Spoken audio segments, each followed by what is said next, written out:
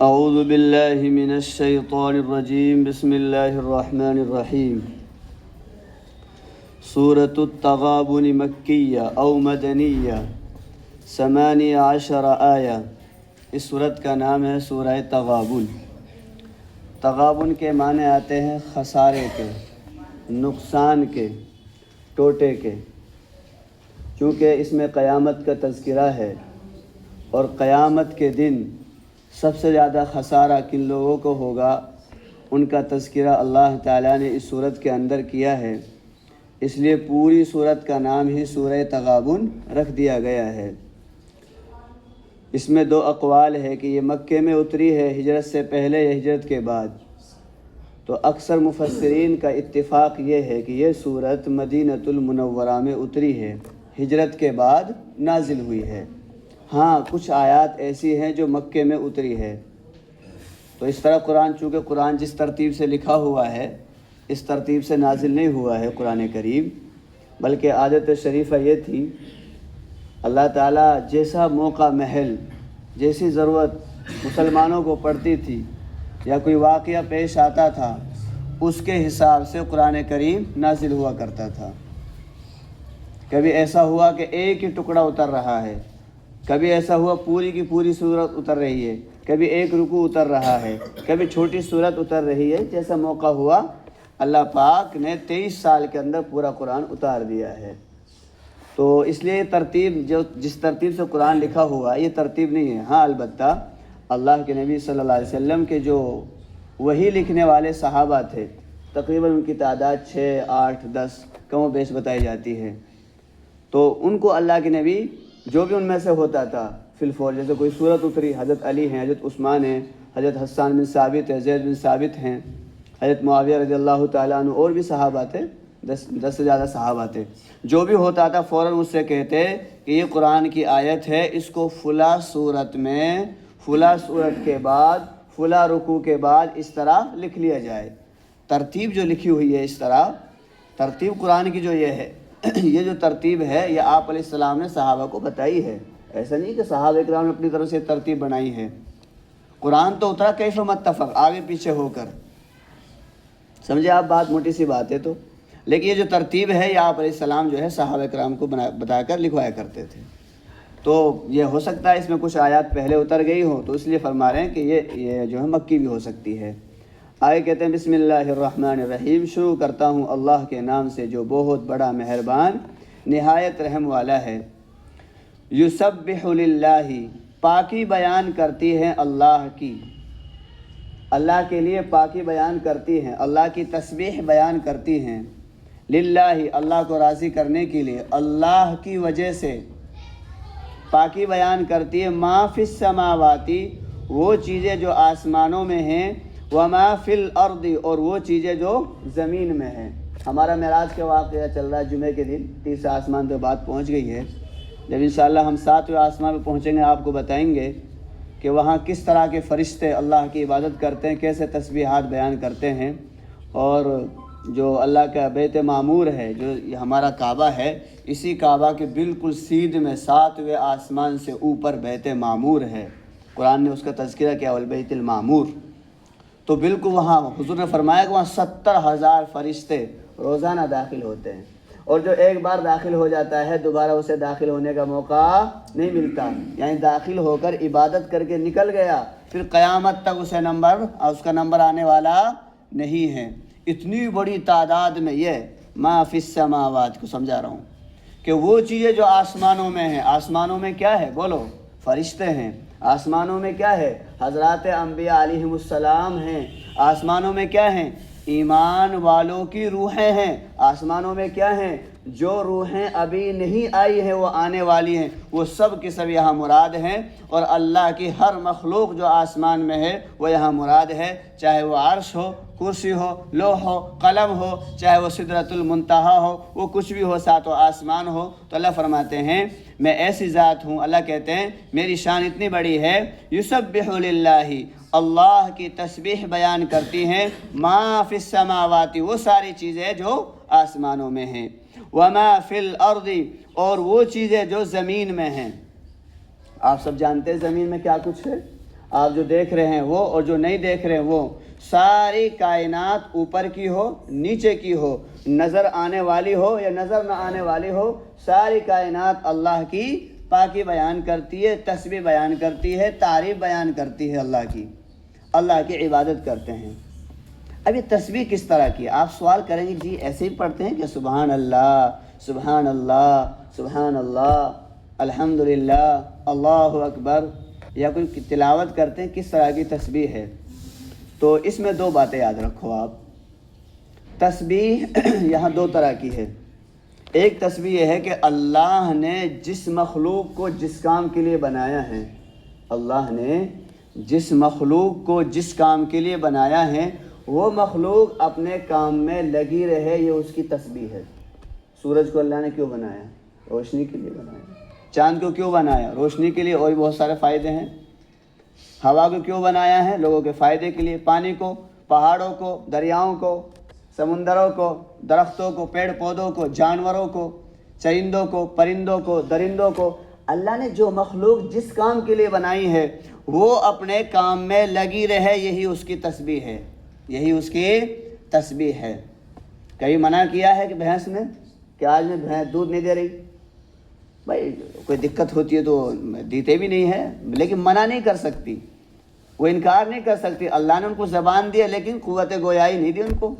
تو جس مخلوق کو اللہ نے جس کام کے لیے پیدا کیا ہے، قرآن میں کتنی آیات ہے، وَسَخَّرَ لَكُمُ اللَّيْلَ وَالنَّهَارَ، رات کو تمہارے تابع کر دیا، دن کو تمہارے تابع کر دیا، وَسَخَّرَ لَكُمُ الشَّمْسَ وَالْقَمَرَ دَائِبَيْنِ، چاند اور سورج کو تمہارے تابع کر دیا، وَسَخَّرَ لَكُمُ الْفُلْكَ، اور کشتیوں کو تمہارے تابع کر دیا، ایسی بڑی بڑی وزنی ہزاروں ٹن، دیکھ رہے ہیں آپ، دیکھیے کتنا ٹن سامان لے کر دریاؤں میں چل رہی ہے، لِتَجْرِيَ، تاکہ وہ چلیں آسانی کے ساتھ۔ اور کیسی کیسی مخلوق جو ہے اللہ کی دریا میں موجود ہے، پہاڑوں کی طرح بڑی بڑی کشتیاں، بڑی بڑی مچھلیاں سمندر میں موجود ہے، سب اللہ کی کیا کر رہی ہیں؟ تسبیح بیان کر رہی ہیں۔ تو جس مخلوق کو اللہ نے جس کام کے لیے بنایا ہے، اس کا اسی کام میں لگے رہنا، یہی اس کی تسبیح ہے۔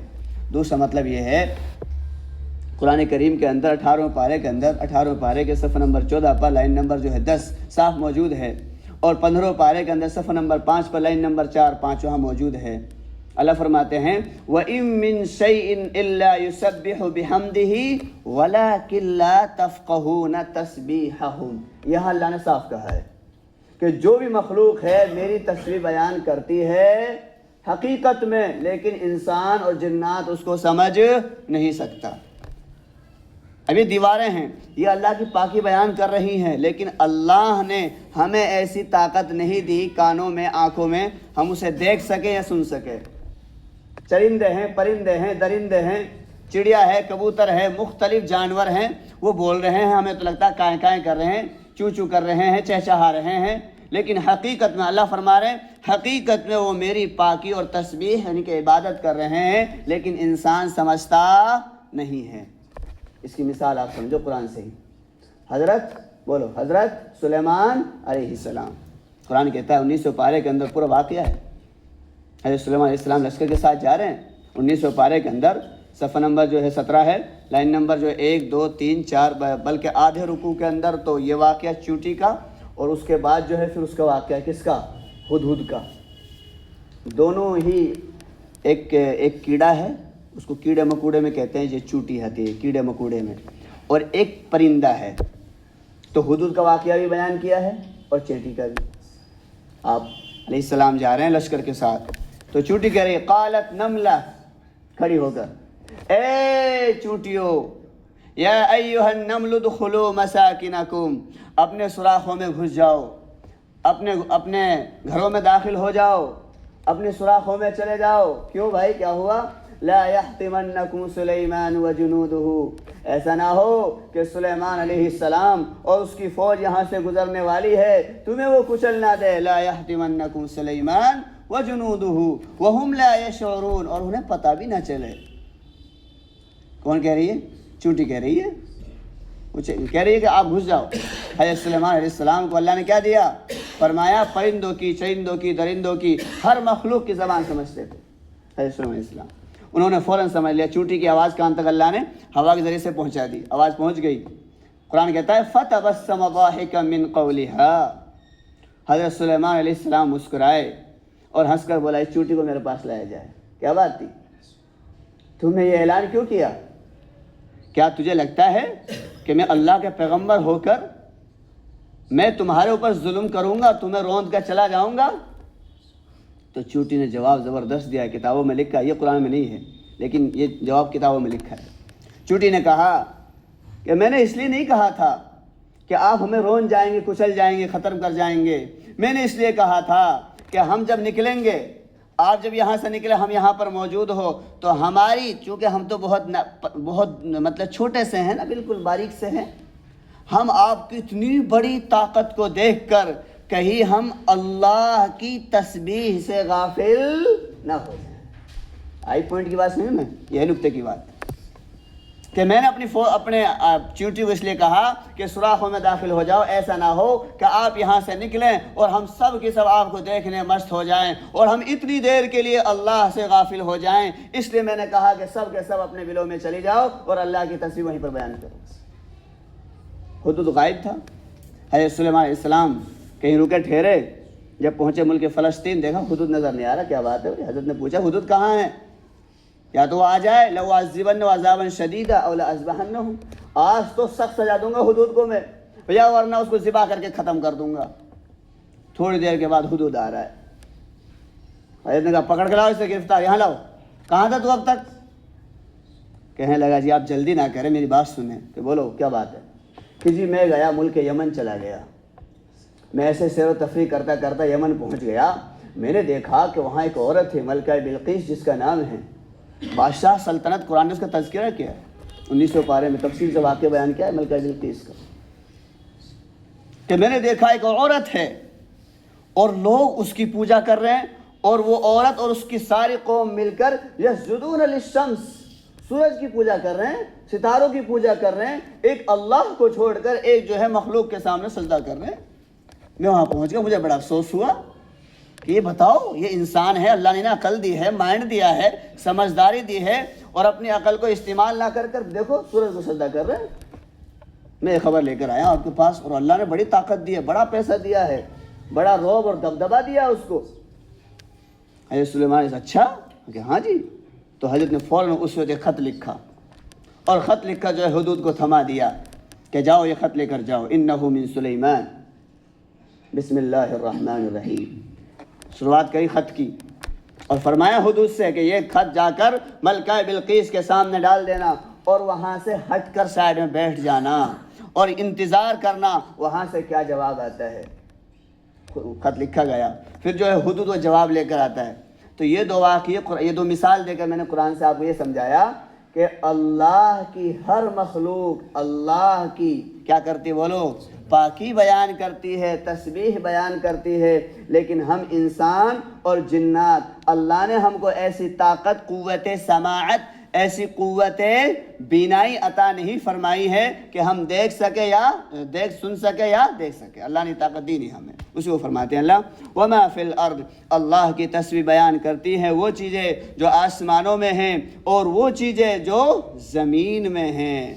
آگے فرماتے ہیں الملک لہ الملک، سلطنت اللہ ہی کے لیے ہے۔ بولو کس کے پاس ہے؟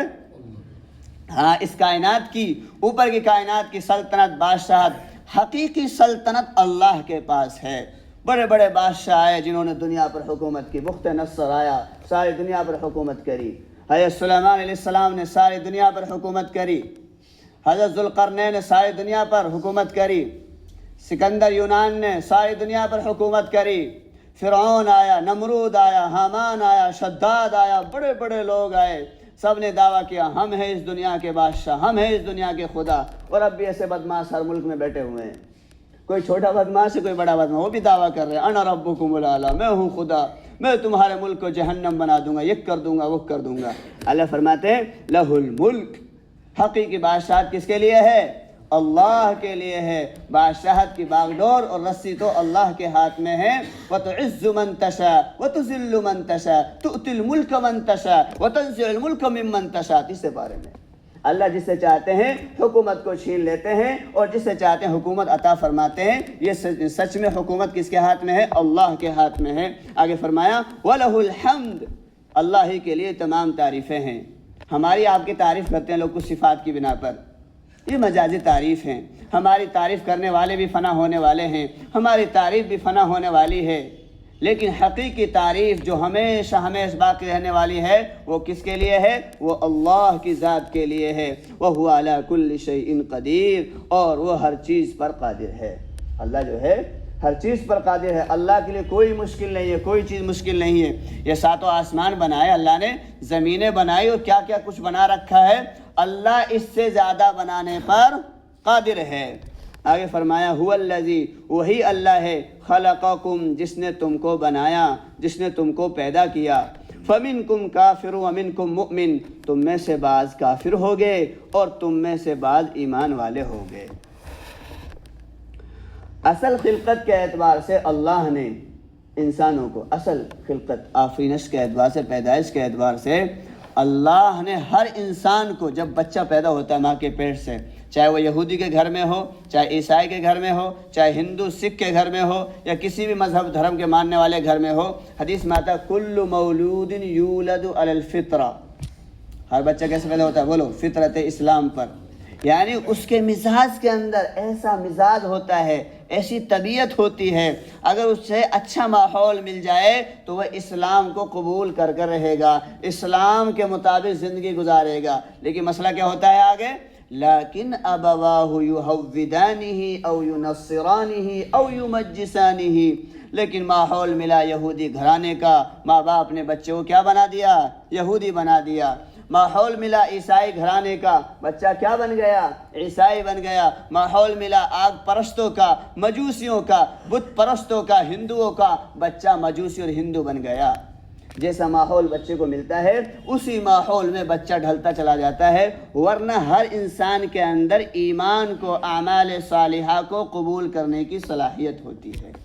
اب یہاں پر آپ رک کر یہ سمجھو، تقدیر لوح محفوظ میں لکھا ہوا ہے کہ کون بندہ کافر ہوگا، کون مومن ہوگا، یہ لکھا ہوا ہے۔ 4 تقسیم کی ہے ایمان اور کفر کے اعتبار سے۔ تقدیر میں کسی، اب آپ غور کرنا اپنے بارے میں بھی، اور ہم سوچیں اپنے بارے میں ہمارا کیا ہوگا، ہم کس قسم میں سے آتے ہیں۔ 4 قسمیں ہیں۔ ایک بندہ تو جس کے بارے میں تقدیر میں لکھا ہوا ہے کہ یہ ایمان پر رہے گا، ایمان پر ہی موت آئے گی اور جنت میں جائے گا، یعنی کہ لوح محفوظ میں لکھا ہے کہ یہ ہمیشہ کیا ہے؟ یہ نیک بخت ہے، یہ سعید ہے، بہت نیک بندہ ہے، اچھا بندہ ہے، ایمان پر ہی پیدا ہوا، ایمان پر ہی زندگی گزاری اور ایمان ہی کی حالت میں موت ہو گئی اور کہاں جائے گا؟ انشاءاللہ جنت میں جائے گا 100%۔ دوسری قسم تقدیر میں لکھا ہوا ہے انسانوں کے بارے میں، کفر پر پیدا ہوا، یعنی کفر ہی پر زندگی گزاری اور کفر ہی پر موت ہو گئی اور کفر ہی کے ساتھ کہاں داخل ہوگا؟ جہنم میں جائے گا ہمیشہ ہمیشہ کے لیے۔ یہ بڑا بدبخت ہے، اس سے بڑا بدبخت کوئی نہیں ہے۔ 2 تقسیم ہو گئی۔ تیسری، یہ بڑی خطرناک ہے، اور چوتھی، تیسری کیا ہے؟ ایک بندہ جو ہے کفر کے ساتھ زندگی گزار رہا ہے، کفر کے ساتھ زندگی گزار رہا ہے، کافر گھرانے میں پیدا ہوا، کفر کے ساتھ زندگی گزاری اور آخری وقت میں اللہ کی رحمت متوجہ ہوئی اور کلمے کی توفیق مل گئی، بولو کہاں جائے گا؟ جنت میں جائے گا۔ ساری زندگی کیسے گزاری؟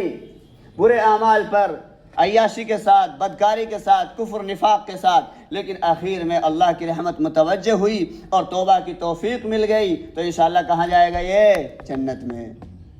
ہاں ہوا نا 80 سال کا، ابھی 80 سال کا واقعہ سنا ہے نا، وہ 80 سال کا کیا کہتا رہا؟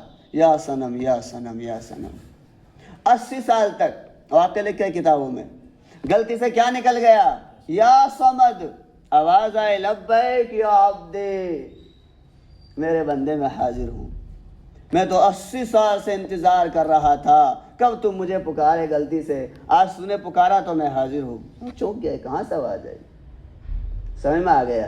جس کو میں کہتا رہا 80 سال تک یا صنم یا صنم، یہ کوئی خدا نہیں ہے۔ خدا تو یہ ہے جس کی آواز آئی ہے فوراً اس میں توبہ کری اور کلمہ پڑھا اور ایمان لا کر دنیا سے چلا گیا، جنت میں جائے گا۔ یہ تیسری قسم ہے۔ اور چوتھی قسم یہ ہے وہ سب سے خطرناک، کیا؟ ساری زندگی ایمان پر زندگی گزاری، اچھے اعمال کرے، نمازیں پڑھی، روزے رکھے، زکوٰۃ دی، صدقہ خیرات سب کچھ کیا، لیکن کیا ہوا؟ تقدیر میں لکھا ہوا تھا کہ اس کا خاتمہ کفر پر ہوگا۔ آخر میں تقدیر غالب آئی اور پھر کیا ہوا؟ ایسا عمل کر گیا جہنمی والا، خاتمہ کفر پر ہو گیا۔ کہاں جائے گا بولو؟ جہنم۔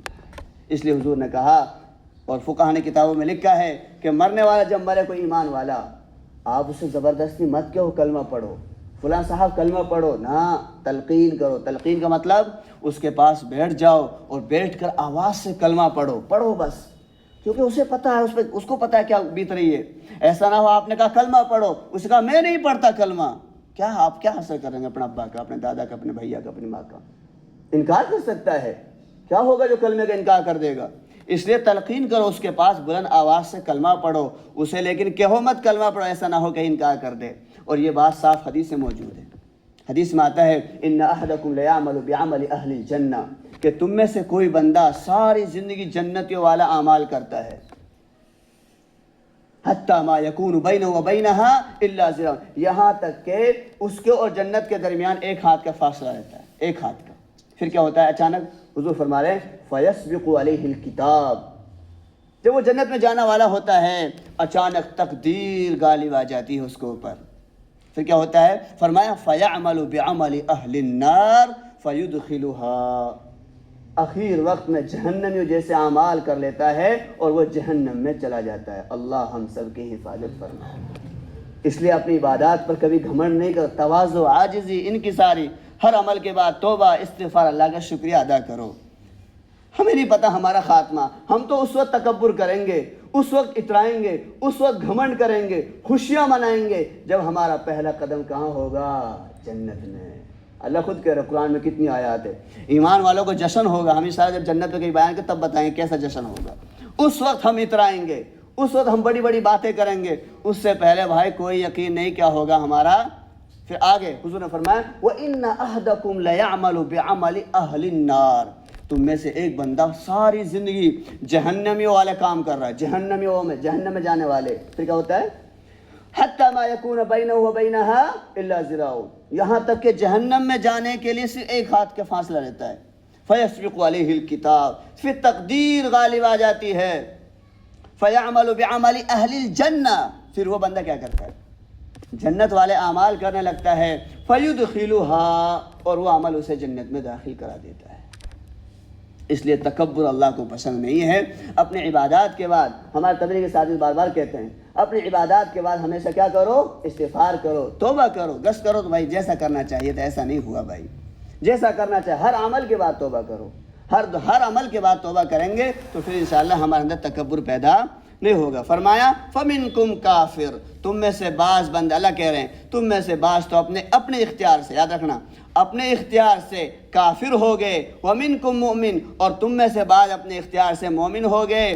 اللہ فرماتے ہیں وَاللَّهُ بِمَا تَعْمَلُونَ بَصِيرٌ، اور اللہ دیکھ رہا ہے تمہارے اعمال کو، تم کیا کر رہے ہو، اللہ سب سے باخبر ہے۔